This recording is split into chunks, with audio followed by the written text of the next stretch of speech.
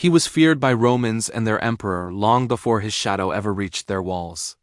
In the sun-baked lands of Carthage, where salt winds rolled in from the sea and traders filled the streets with the scent of distant worlds, a boy named Hannibal Barca grew beneath the weight of a rising storm.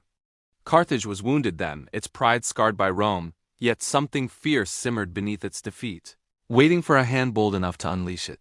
Hannibal was that hand. As a child, he listened to soldiers whisper stories of battles lost and vengeance denied.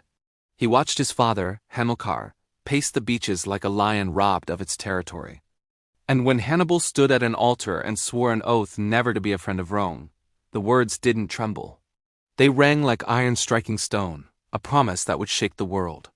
Years later, he rose as a commander whose audacity defied reason.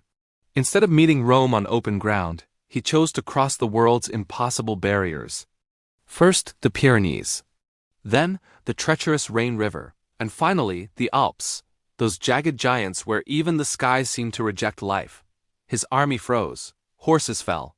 His war elephants sank into drifts of snow. But Hannibal pushed forward, step by agonizing step, until the mountains themselves seemed to bow before him. When he finally descended into Italy, Rome felt the chill of something ancient and unstoppable. At the Battle of the Trebia, he shattered entire legions. At Lake Trasimene, he swallowed a whole Roman army and missed an ambush. And then came Cannae, his masterpiece. He encircled the massive Roman host so completely that survivors spoke of the battlefield as a place where daylight died.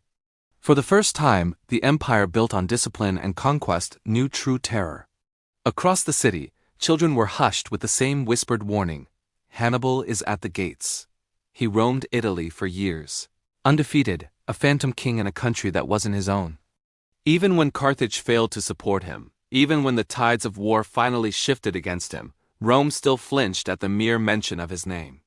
When he was cornered at last, he chose poison over chains, leaving the world with one final unforgettable act of defiance. His empire collapsed.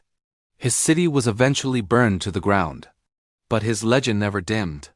Hannibal Barca became the one truth Rome could never erase: that even the greatest empire can tremble when one single person decides to rewrite fate.